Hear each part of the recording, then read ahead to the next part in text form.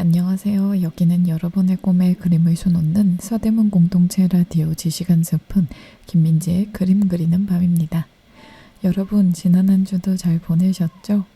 너무나 따스한 봄 날씨가 계속되고 있는데요. 여러분들 봄꽃놀이, 벚꽃놀이 다녀오셨을까요? 요즘에는 벚꽃이 아파트 단지, 학교, 또 운동장, 공원 여러 곳에 많이 심어져 있어서 그런지 꼭 날을 잡고 이렇게 봄꽃놀이를 가지 않아도 벚꽃을 다양한 곳에서 많이 볼 수 있더라고요. 저도 아직 시간이 되지 않아서 벚꽃을 딱 보러 가지는 못했는데요. 주변 아파트 단지나 운동장, 공원에서 이미 많이 보기도 했고 예쁘게 사진을 찍었답니다. 그래도 확실히 이렇게 벚꽃 명소라고 하면요. 정말 수북하게 다발 느낌으로 이렇게 벚꽃이 가득 펴 있는데 제가 본 그 도시 속의 벚꽃들은 조금은 좀 드문드문 있어서 사진을 찍기에는 조금 아쉬움이 있는 것 같아요. 저도 유명한 벚꽃 명소 가보고 싶은데요. 어디가 조금 좋을지 모르겠어요. 벚꽃이 개화했을 때부터 갑자기 또 바람이 많이 불기도 하고 비도 며칠 오고 해서 벚꽃이 벌써 많이 좀 떨어졌더라고요. 그래서 드문드문해 보이기는 하는데 어디로 가야 좀 풍성하게 아직 많이 남아있을까요? 이제 이번 주면은 벚꽃이 조금씩 많이 진다고 해요. 4월 11일이 만개하는 시기 마지막 날 이렇게 보고 있더라고요. 서울 기준으로. 저도 그 전에 기회가 되면은 벚꽃 명소 가보도록 하겠습니다. 날씨가 한동안 계속 따뜻하다가 요즘 또 으슬으슬 굉장히 추워져서 감기 걸리시는 분들도 많으시더라고요. 이렇게 낮과 밤의 기온차가 크고 찬바람이 많이 불 때는요. 옷을 여러 겹 많이 입으시는 것을 추천드릴게요. 또 너무 두껍게 입었다가 더워서 이렇게 한 겹 한 겹씩 벗을 수 있도록요. 갑자기 추워지면 이 찬바람 때문에 감기가 굉장히 잘 든다고 합니다. 또 이렇게 추운 날씨에는 따뜻한 음료, 따뜻한 물을 마시는 게 체온 유지에 도움이 되더라고요. 저는 진짜 얼죽아라고 하죠. 얼어 죽어도 아이스만 고집했었거든요. 정말 영하 15도, 영하 17도 겨울에도 아이스만 먹는 사람이었는데 한 살 한 살 나이를 먹으면서 겨울철, 그리고 꼭 겨울철이 아니라도 몸이 으슬으슬하거나 좀 기온이 낮을 때 따뜻한 음료를 먹는 이유를 좀 알겠더라고요. 요즘에 또 건강을 챙기는 게 굉장히 유행이잖아요. 웰니스라고 하죠.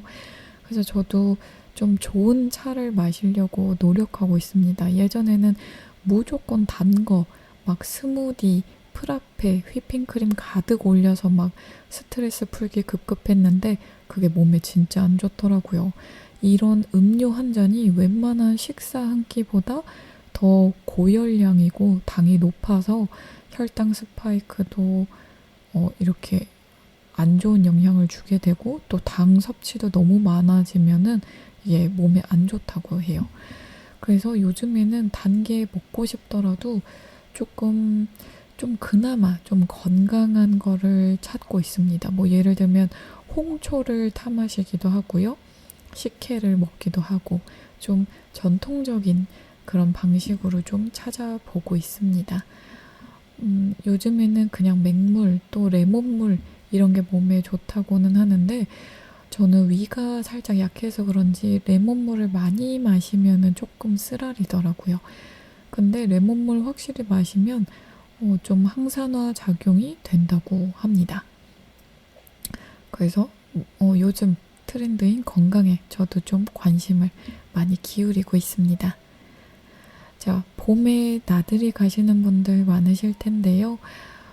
나들이 갈 때 뭐 도시락도 싸가고 배달 음식도 시켜 먹고 하는데 이거를 뒷정리를 잘 안 하시는 분들이 생각보다 많더라고요. 제가 주말에 한강공원에 갔었는데 배달 음식이죠. 뭐 치킨, 짜장면, 뭐 피자 이거를 그냥 잔디밭에 버리고 가셨더라고요. 그럼 그거는 도대체 누가 치우라고 거기에 그냥 두었을까요? 어찌됐건 이 자연 환경, 또 서울시에서 제공한 이런 좋은 자연 환경을 다 함께 누리도록 이렇게 기회가 주어졌으면 저는 거기에 걸맞는 매너를 지켜야 된다고 생각해요.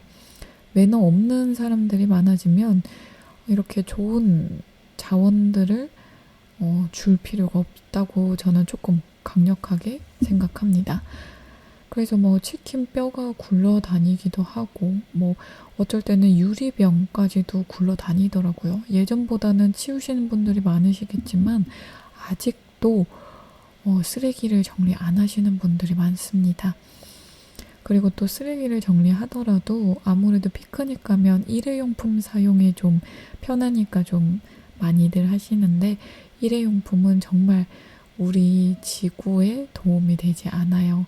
저도 일회용품 정말 편해서, 그러니까 편하다기보다 너무나도 당연하게 사용을 했었는데 우리 곧 있으면 또 이 한여름 이 폭염을 맞이하면 아, 지구가 이렇게 힘들어 하는구나를 또 여실히 느끼며 그때 좀 더 진심으로 느껴지는데요. 그래서 저는 꼭 여름이 아니더라도 일회용품을 줄이고 음식물 쓰레기를 줄이고 이런 거를 조금씩 실천해 나가고 있습니다. 오늘 여러분들과 이런저런 이야기하면서 오프닝 해보았는데요. 저희는 첫 번째 곡 듣고 와서 오늘 그림 이야기 시작해 보도록 하겠습니다.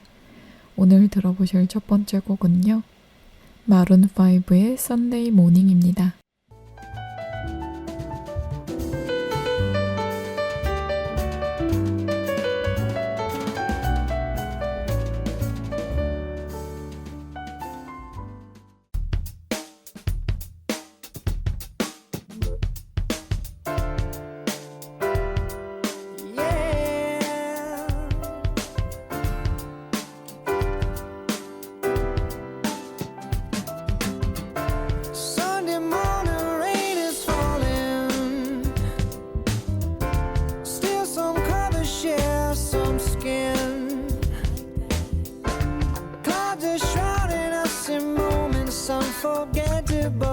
Twist to fit the mold that I am in. But things just get so crazy, living life gets hard to do. And I would gladly hit the road, get up and go if I knew that someday it would lead me back to you. That someday it would lead me back to you. That maybe she is all I see. Come and rest your bones with me, driving slow on Sunday morning, and I never want to leave. Yeah. Fingers trace your every outline. Oh yeah, yeah. Paint a picture with my hands. And back and forth we sway like branches in a storm. Change the weather, still together when it ends. That may be all I need. Darkness, she is all I see. Come and rest your bones with me, driving slow on Sunday morning, and I never want to leave.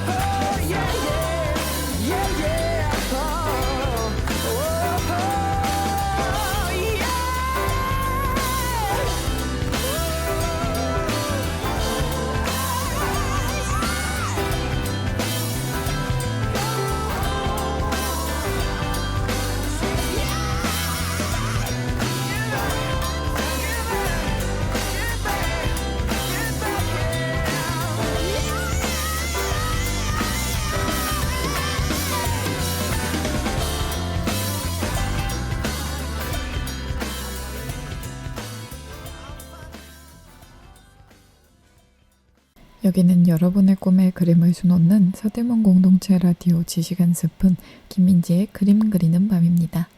오늘 들어보신 첫 번째 곡은요, 마룬5의 썬데이 모닝이었습니다. 자, 봄 향기 가득한 요즘, 오늘 알아볼 그림 이야기의 주인공 과연 누구일까요? 바로 테오도르 제리코입니다. 자, 테오도르 제리코의 생애부터 살펴볼게요. 테오도르 제리코는 당대의 사건을 극적으로 강조한 작품들 뿐 아니라 그 기질과 삶에 있어서도 낭만주의 예술가의 전형, 미술에서의 바이런으로 여겨온 화가입니다. 그는 외모에 신경을 많이 쓰는 댄디인 동시에 위험에 도전하고 힘을 과시하기 좋아하는 남성이었고요. 숙모와 부적절한 관계를 맺고 사생활을 두었는가 하면 우울증과 자살 시도, 중병, 파산을 겪고 33세 나이에 요절하는 등 저주받은 화가의 원형이 될 만한 비극적 개인사의 주인공입니다. 생전부터 이미 신화의 수준에 오른 이런 이미지로 인해 그의 작품은 화가의 개인적 기질과만 과도하게 연결되어 왔는데 20세기 들어 그의 작품과 그가 산 시대와의 관련성 및 정치적인 의미 등에 초점을 맞춰 그를 낭만적 이상주의자가 아니라 선구적인 모더니스트로 보는 시각이 설득력을 얻고 있습니다.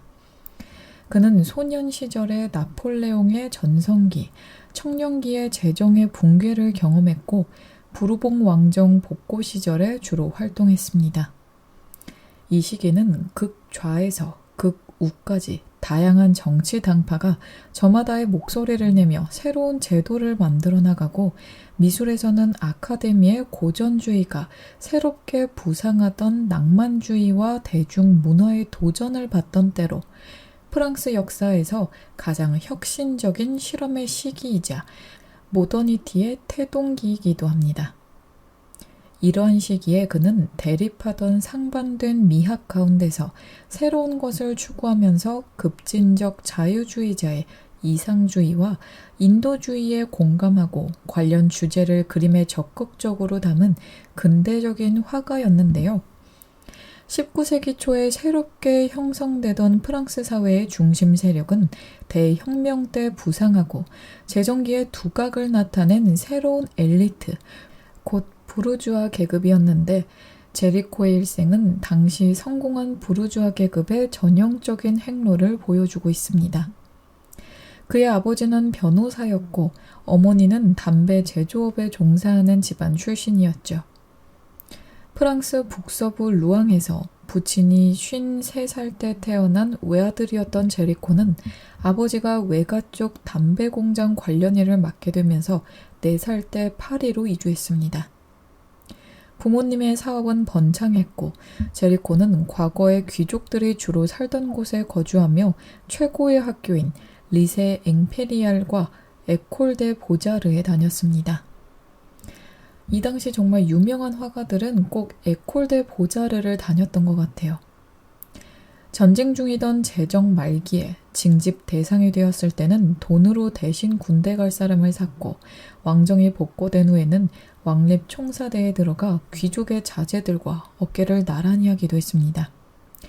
17살의 어머니가 21살의 외할머니가 사망하면서 유산을 물려받은 그는 평생 돈 걱정을 하지 않을 수 있는 여유도 얻게 되었다고 합니다. 제리코는 어떻게 보면 요즘 하는 말로 금수저 집안에서 태어나서 어려움 없이 정말 왕자님처럼 자란 것 같습니다. 그는 머리카락을 곱슬거리게 말고 다닐 정도로 용모에 신경을 많이 쓰는 한편 위험에 도전하고 힘과 용기를 과시할 수 있는 남성적인 일에 몰두하기도 했는데요. 그중 대표적인 것이 승마였습니다. 가장 거칠고 사나운 말만 골라서 타고냈던 그에게 말은 자신의 원초적 에너지의 연장이자 평생에 걸친 그림의 중심 주제였습니다. 그가 그의 첫 미술 선생으로 베르네를 선택한 것도 그가 말그림을 특기로 하는 화가였기 때문입니다. 1808년에서 2년간 베르네 화실에서 수업을 받은 후 1810년에는 다비드 양식의 역사화를 그리던 아카데미 화가 게랭 화실에 들어가 1811년에는 게랭의 학생으로 에콜 데 보자르에 등록했습니다. 이 시기에 그는 나폴레옹 박물관으로 이름이 바뀐 루브르에 다니기 시작했습니다. 이때 이곳은 대혁명 때 몰수한 귀족의 미술품과 나폴레옹이 군사 원정에서 약탈해온 세계 각지의 보물들로 소장품이 폭발적으로 늘어나 유럽 최고의 미술품 컬렉션이 만들어졌고 미술 학도에게는 최상의 미술 교육 장소가 되었습니다. 제리코는 4년 정도 루브르에 자주 가서 대가의 작품을 모사하며 자기 개성을 만들어갔는데 티치아노, 카라바지오, 루벤스, 반다이크, 렘브란트, 살바토르 로사 등 당시에는 정통이라고 여겨지지 않았던 르네상스와 바로크 대가의 풍요로움과 생명력에 직관적으로 끌렸습니다. 저희는 여기서 잠깐 쉬고 노래 한 곡 듣고 와서 다시 이야기 나눠보도록 할게요. 이번에 들어보실 곡은요. 방탄소년단의 고민보다 고입니다.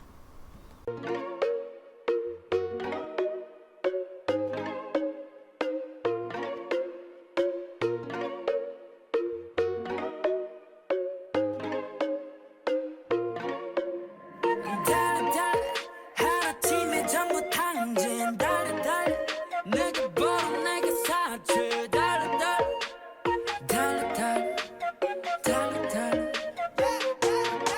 난 원해 cruising on the bay 원해 cruising like Timor 돈은 없지만 떠나고 싶어 멀리 널난 돈은 없지만 섰다 불고 싶어 비로 돈 없지만 먹고 싶어 all the zero 열일해서 번 나의 pay 전부 다 내 pay 티끌 모아 티끌 탕진전 다 지불해 내버려둬 과소비해버려둬 내일 아침 내가 미친 놈처럼 내 잠깐을 깨버려둬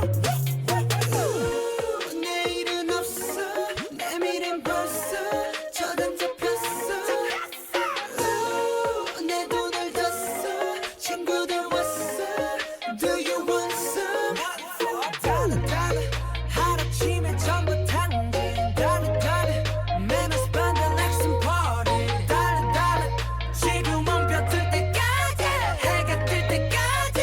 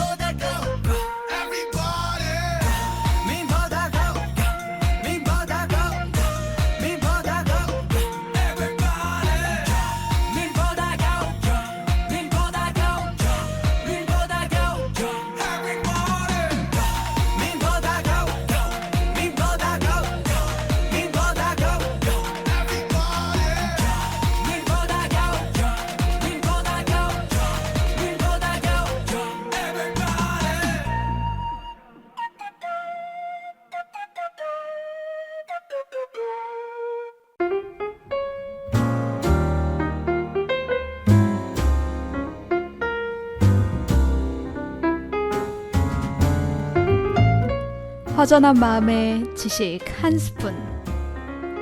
그림과 책, 인문학과 인도 이야기, 그리고 마음 나누는 대화법까지. 지식 한 스푼의 풍성한 주제로 오늘도 지식 충전하세요.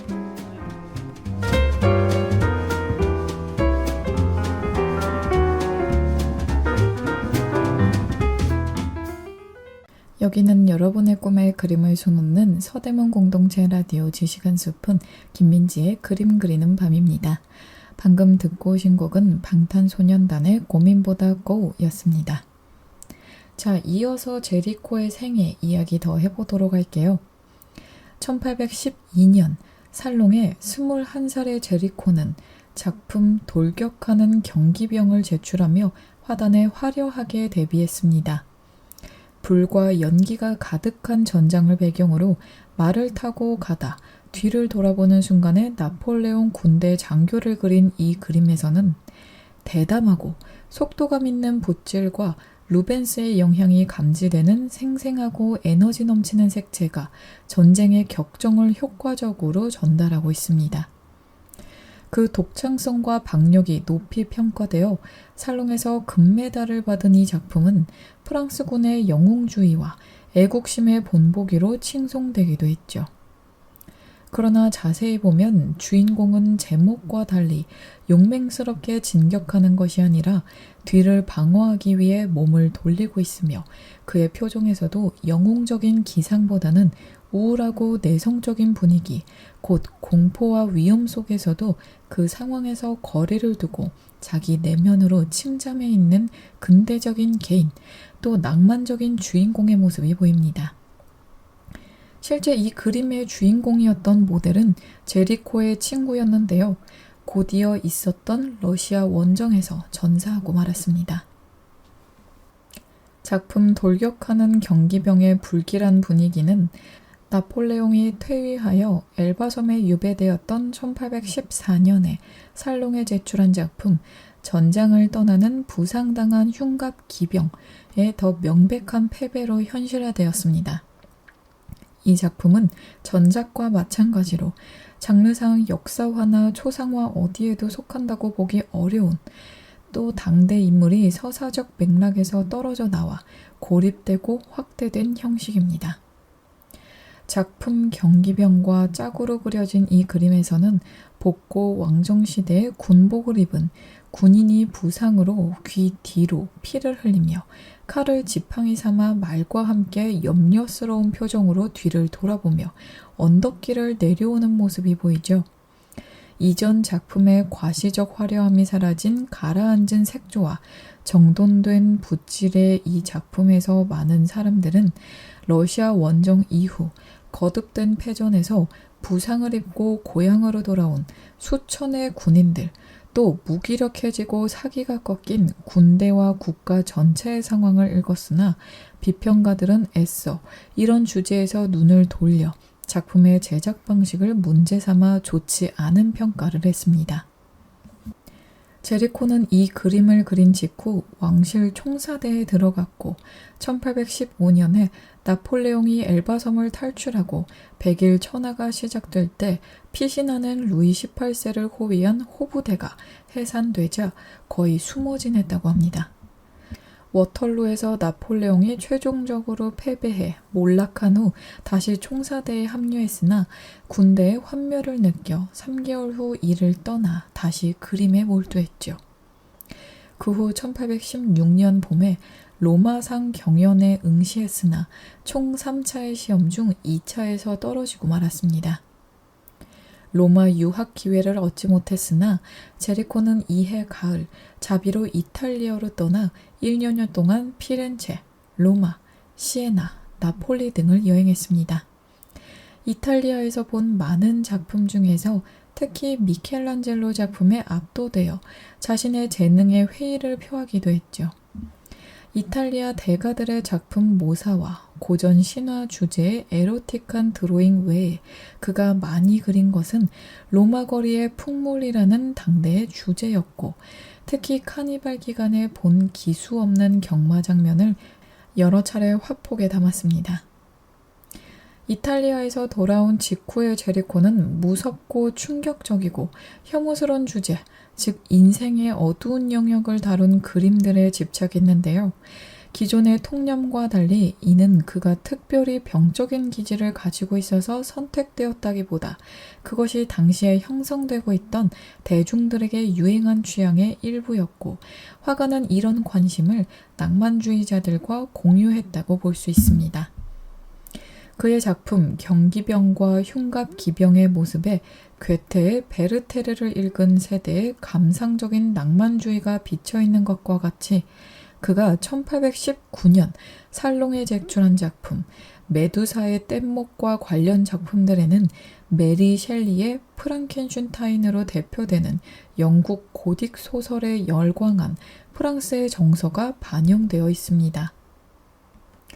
제리코는 이런 공포와 그로테스크의 정서를 작품에 적극 도입하여 아카데미적 고전주의의 이상적인 미를 대체할 새로운 형식의 아름다움, 또 자연과 현실에 보다 가까운 대안적인 미학을 만들어낸 것입니다. 자, 저희는 여기서 노래 한 곡 듣고 다시 만나볼게요. 이번에 들어보실 곡은요, 로이킴의 내게 사랑이 뭐냐고 물어본다면 입니다.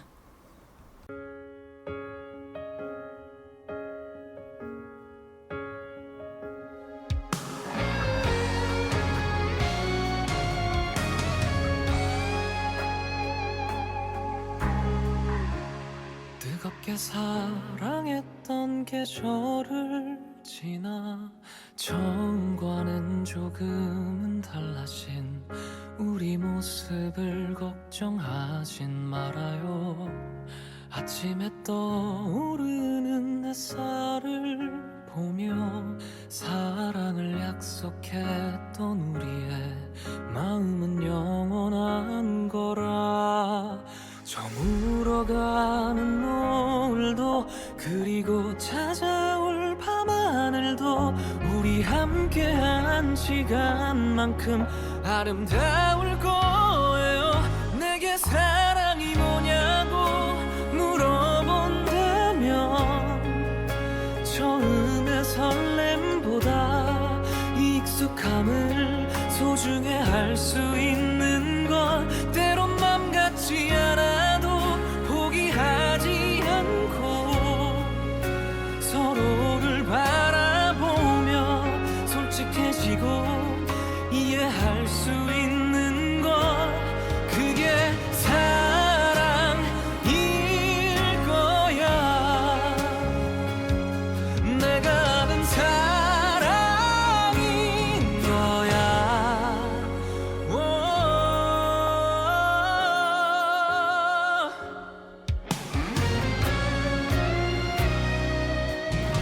바다가 지겨워지고 숲이 푸르르지 않다고 그 아름다움을 잊는다면 사랑이 아닐 거예요.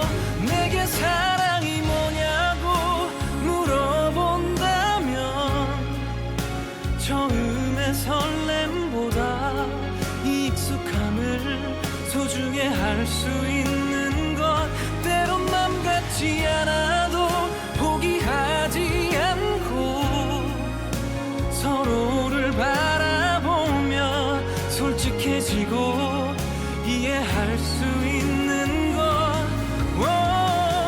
내가 보고 느끼고 듣는 모든 것은 그대가 물들어 있어서 없이는 나 살 수 없어서 너가 노래가 된다면 나만 알고 싶고 그 어떤 가사보다 아껴 부르며 간직하고 싶은 것 그게 사랑일 거야. 내가 하는 사랑인 거야.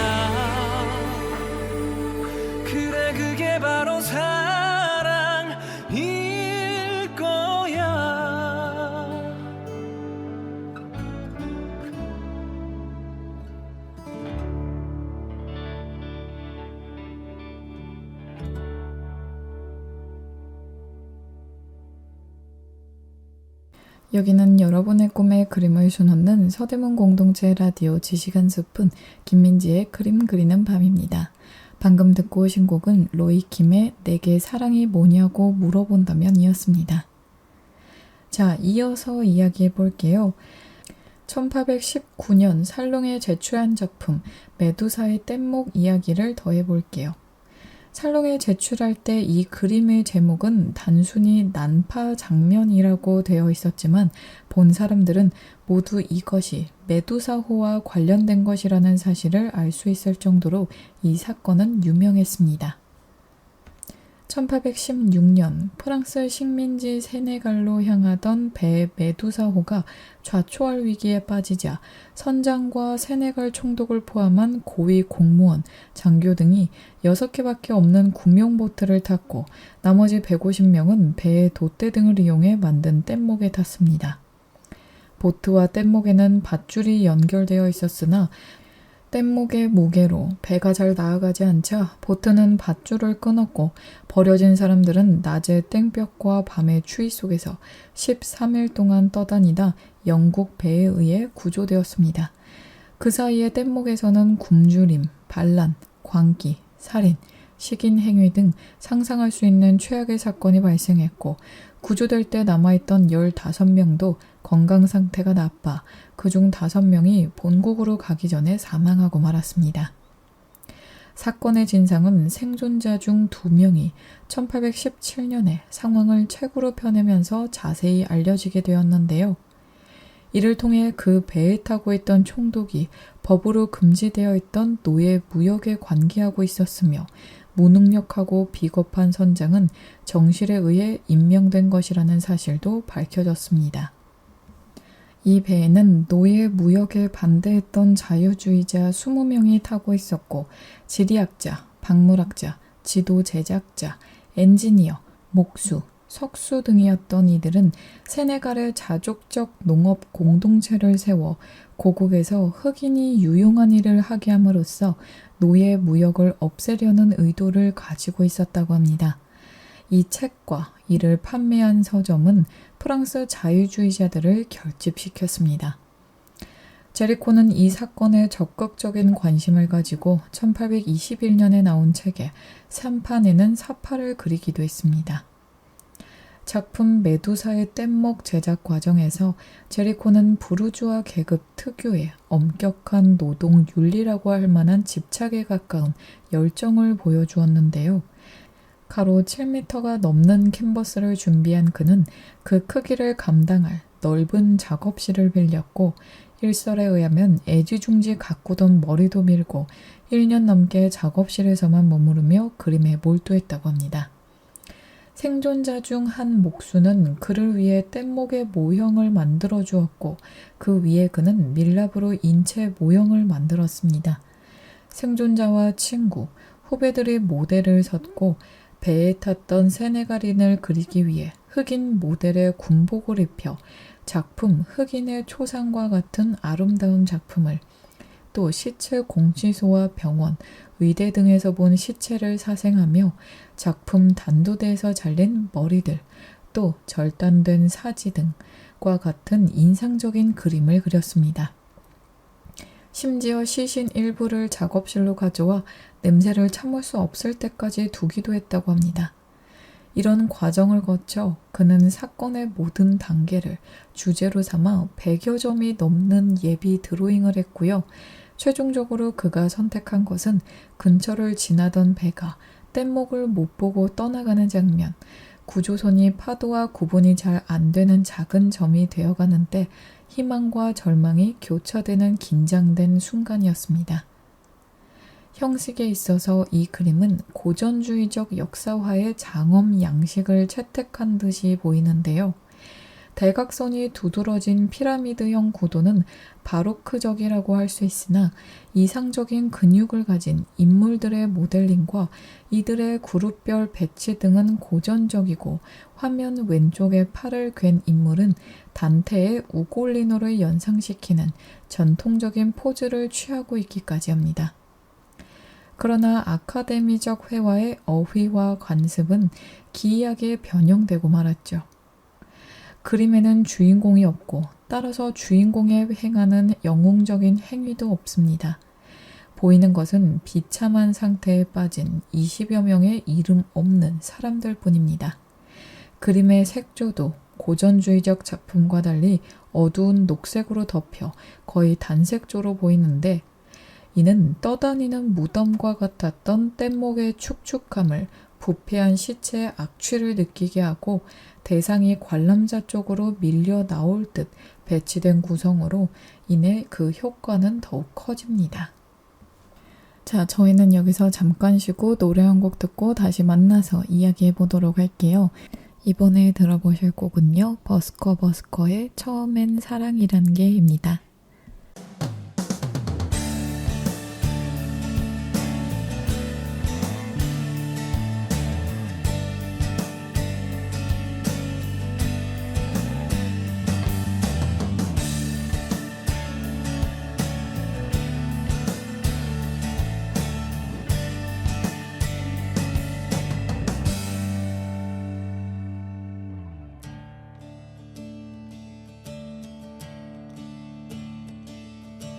거리에 오겹쳐진 그녀 모습 속에는 온한 그 어떤 그리움도 찾아볼 순 없군요.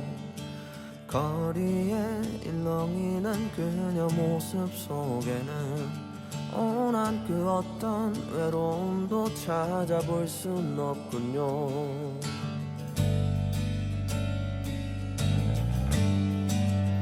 처음엔 사랑이란 게 참 쉽게 영원할 거라 그렇게 믿었었는데 그렇게 믿었었는데 나에게 사랑이란 게 또다시 올 수 있다면 그때는 가깝진 않게 그다지 멀지도 않게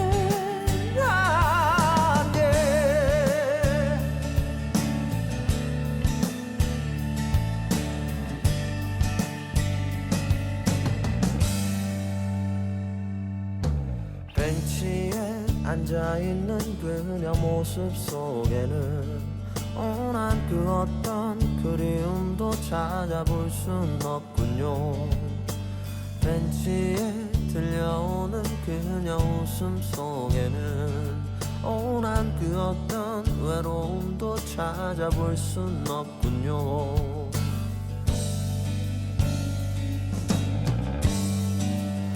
처음엔 사랑이란 게 참 쉽게 영원할 거라 그렇게 믿었었는데 그렇게 믿었었는데 나에게 사랑이란 게 또다시 올 수 있다면 그때는 가깝진 않게 그다지 멀지도 않게 머린 아픈데 너는 없고 그때 또 차오르는 네 생각에 어쩔 수 없는 나의 맘 그때의 밤 나에겐 사랑이란 게 사랑이라 처음엔 사랑이란 게 참 쉽게 영원할 거라 그렇게 믿었었는데 그렇게 믿었었는데 나에게 사랑이란 게 라라라라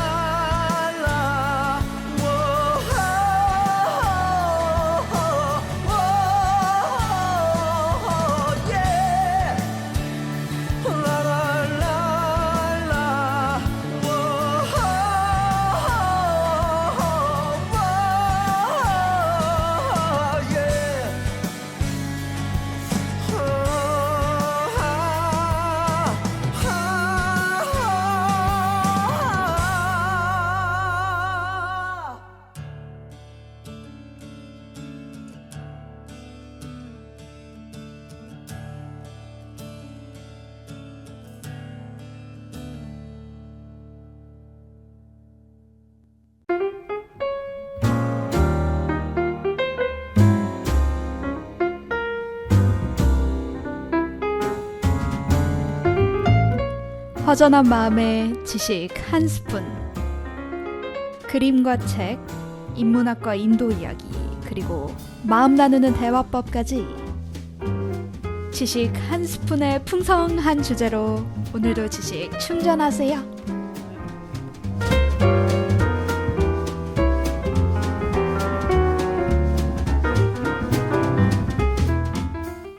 여기는 여러분의 꿈에 그림을 수놓는 서대문 공동체 라디오 지식 한 스푼 김민지의 그림 그리는 밤입니다. 방금 듣고 오신 곡은 버스커의 처음엔 사랑이란 게 였습니다. 제리코의 작품 단도대에서 잘린 머리들과 절단된 사지에 관해서 이야기 나누고 있었는데요. 이어서 이야기해 볼게요. 본래 배에는 15명의 흑인이 타고 있었고 마지막까지 살아남은 사람은 단 한 명뿐이었는데 제리코는 그림 속에 4명의 흑인을 그려 넣었습니다.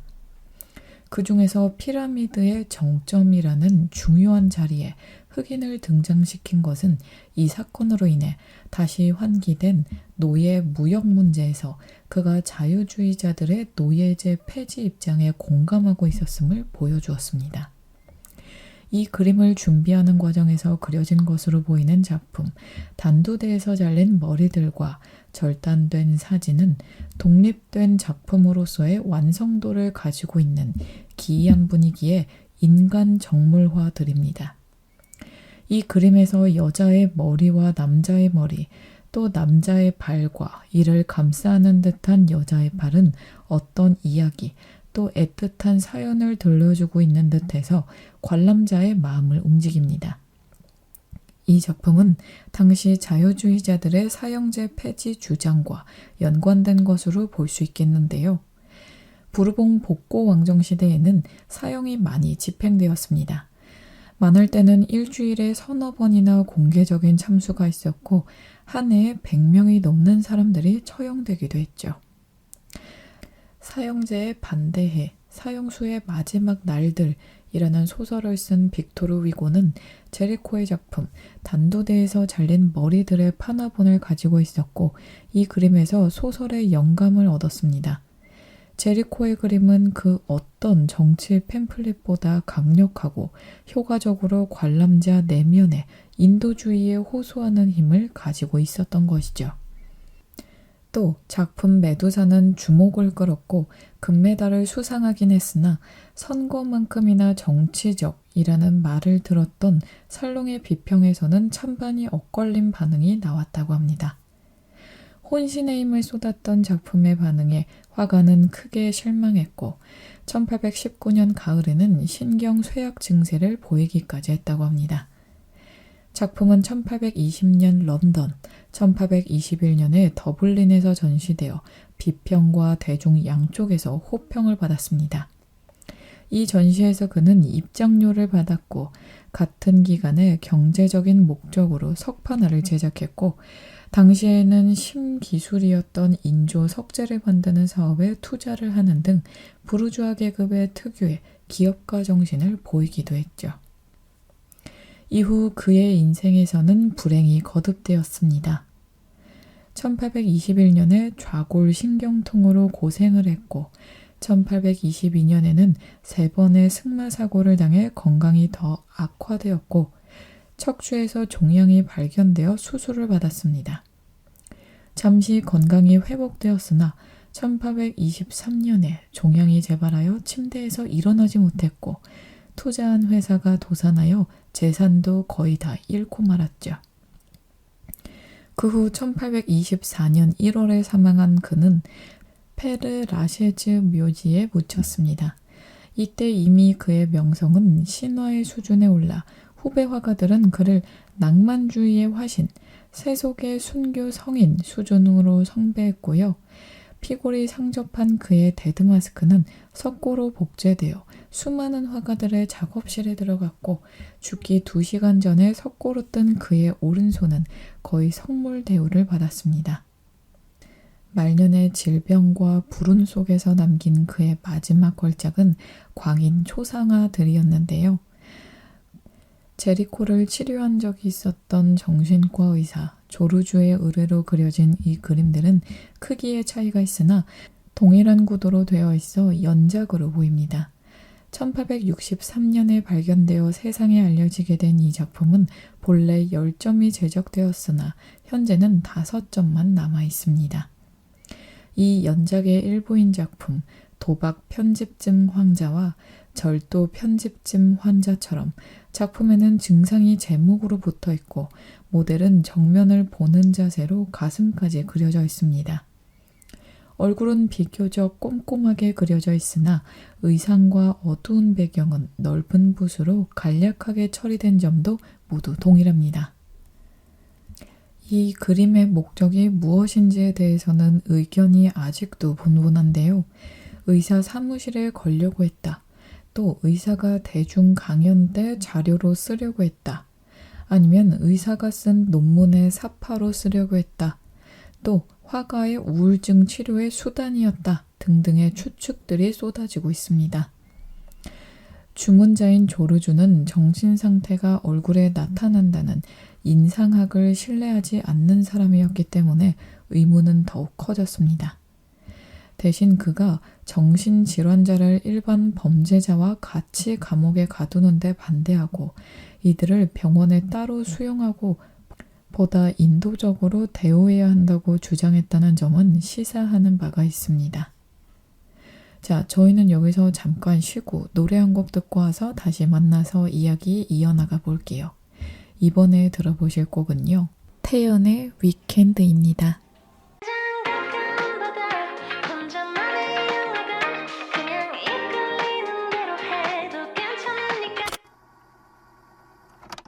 Every morning 울린 삐삐삐삐 소리 귀에 윙윙윙 맴도는 나를 재촉하던 모닝콜 없이 일어나 치즈케이크 한 입 유리 컵컵컵 한가득 내린 컵컵 커피 한 잔 아이스로 할래 아주 여유롭게 문득 시계를 보니 벌써 시간은 12시 그래도 아주 느긋해 그리곤 하품 한번 한껏 뒤지게도 켜고 생각해 오늘 뭐 할까 창문 너머 계절의 시선이 닿은 그 순간 쏟아지는 햇살 내 맘을 두드려 내게 손짓하는 싱그러운 바람 타고서 떠나볼까 when the weekend comes I can do whatever I want 바람 따라 터진 꽃 더 자유롭게 we can go 가장 가까운 바다 혼자만의 영화관 그냥 이끌리는 대로 해도 괜찮으니까 훌쩍 떠나보는 드라이브 두바 걸어도 좋아 뭐든 발길 닿는 대로 지금 떠나보려 해 하루 중 세상의 얘길 무시한 채 내가 나의 하루를 조립해보려 해 너는 no stress 고민 안 할래 Move it right left right 내 맘대로 가본 적도 없는 길 뭐가 있든지 I don't need a map when I roll the street 이어가보는 이유는 for a little fun Guess up up up 좀 더 올라가 한쪽 길모퉁이 따라 맘대로 자라나 조금만 이름 모를 꽃 한참을 바라보다 뜨거운 햇살을 위해 벤치에 잠깐 앉아봐 느려지는 걸음 그림자의 속도를 따라 함께 걷는 태양과 발을 맞추고 뒤을 달빛을 따라 돌아오고 싶은 걸 떠나볼까 when the weekend comes I can do whatever I want 바람 따라 터진 꽃 더 자유롭게 we can go 아무 계획이 없어서 완벽한 plan 우연히 찾아낸 secret place 그곳에 두고 와 나만의 작은 짐 골목길 끝을 돌아 만나게 될 기분 좋은 surprise 또 설레임 두근두근 온종일 하루 종일 고소한 향기의 커피숍 눈에 들어오는 예쁜 옷 Do it for the weekend Do it for the weekend 맘에 들어오는 걸 더는 망설임